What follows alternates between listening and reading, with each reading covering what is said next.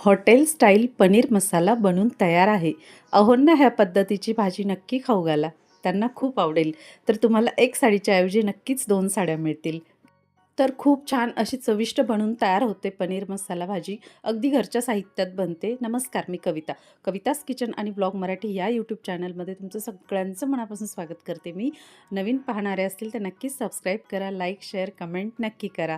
तर बघू शकता किती छान असा आपला अगदी हॉटेल स्टाईल बनून तयार आहे पनीर मसाला. अजिबात जास्त काही तामझाम नाही. अगदी सिंपल पद्धत आणि आपल्या घरच्या साहित्यात बनून तयार होतो. तर चला आता तुमचा जास्त वेळ न घेता आपण रेसिपीला सुरुवात करणार आहोत. तर इथे मी 200 ग्रॅम इतकं पनीर घेतलेलं आहे. तर त्याचे छान आपल्याला क्यूबच्या आकाराचे तुकडे करून घ्यायचे. बघू शकता तुम्हाला ज्या शेपमध्ये आवडत असतील तसे छोटे छोटे तुकडे करू शकता. त्यानंतर इथे लोखंडी कढई घेतलेली आहे मी. तिच्यामध्ये साधारण 1 चमचा इतकं तेल घालून घेतलेलं आहे. त्यानंतर इथे आपण पनीर छान असं पण फ्राय करून घेणार आहोत. तुम्हाला तूप आवडत असेल तर तुम्ही तुपामध्ये फ्राय केलं तरी चालतं. तुम्ही बटरमध्ये फ्राय केलं तरी चालतं. आपण तेलामध्ये फ्राय करून घेणार आहोत. आपल्याला हलकंसं गोल्डन ब्राऊन कलरचं पनीर छान असं फ्राय करून घ्यायचं. तर बघू शकता अगदी 2 ते 3 मिनिटात छान असं बनून तयार होतं. त्यानंतर पुन्हा आपण हे काढून घेणार आहोत एका भांड्यामध्ये. त्यानंतर पुन्हा मी 1 चमचा इतकं तेल घालून घेतलेलं आहे आणि तेल घातल्यानंतर आपल्याला ह्याच्यात काय-काय जिन्नस छान असं भाजून घ्यायचे. तर बघू शकता इथे मी एक मोठा कांदा घेतलेला होता. तो छान असा आपण थोडंसं जाडसर कांदा कट करून घेतलेला आहे. तर तो छान असा आपण भाजून घेणार आहोत कढईमध्ये. त्यानंतर इथे टोमॅटो घेतला आहे एक मोठा, तो सुद्धा आपण ह्याच्यामध्ये घालून घेतलेला आहे. त्यानंतर लसूण पाकळ्या घेतल्या आहे, आलं घेतलेलं आहे. आलं थोडंसं कमीच घाला, आता सध्या उन्हाळा आहे म्हणून. आणि एकच हिरवी मिरची घेतलेली आहे. तर हे सगळं साहित्य आपण छान असं भाजून घेणार आहोत.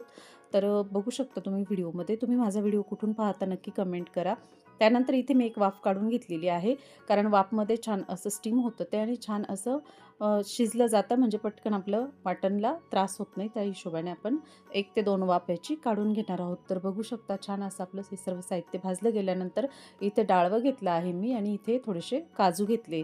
तर ह्याचं प्रमाण मी साधारण 1 ते दीड चमचा इतका आहे, कारण ते छोट्या काचेच्या वाट्या असतात ना, त्यातच घेतलेलं आहे. तर हे सुद्धा मी एक वाफ काढून घेतलेलं आहे. तर बघू शकता तुम्ही व्हिडिओमध्ये.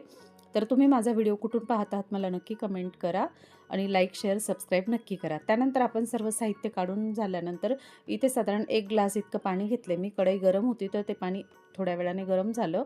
त्यानंतर आपण जे पनीर फ्राय केलेलं होतं ना, ते आपण ह्या पाण्यामध्ये घालून घेणार आहोत आणि वरून झाकून देणार आहोत. तर पुढे आपण मी सांगणारच आहे.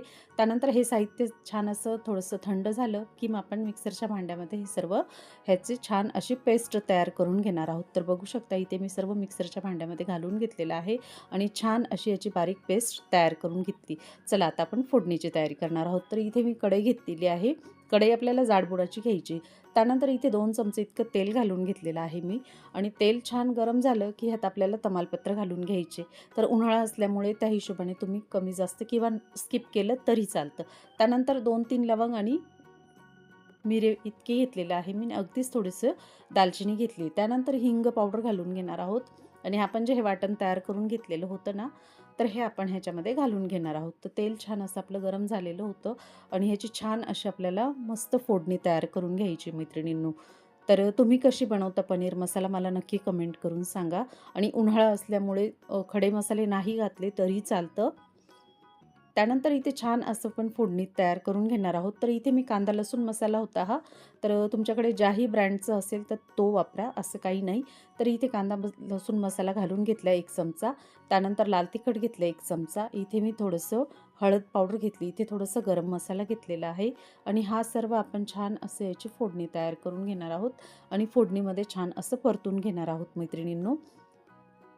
तर माझे व्हिडिओ तुम्हाला कसे वाटतात मला नक्की कमेंट करून सांगा आणि नक्कीच ही भाजी बनवून बघा. खूप सुंदर लागते, चवीला पण छान येते आणि चविष्ट अशी बनवून तयार होते ही भाजी. तर नक्की एकदा करून बघा मैत्रिणींनो आणि मुलांनासुद्धा खूप आवडते ही भाजी. तर ही भाजी तुम्ही चपातीबरोबर खाऊ शकता, खूप छान लागते. त्यानंतर इथे आपलं फ्रेश साय असते ना, तर त्याचं छान असं फेटून मी इथे फ्रेश क्रीम तयार केलेलं होतं.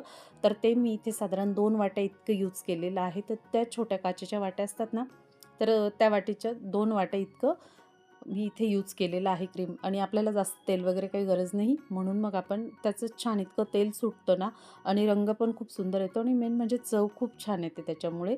तर आपली जी सकाळची दुधावरची फ्रेश साय असते ना, ती छान असं काढून फ्रीजमध्ये ठेवा आणि ती छान अशी फेटून घ्या.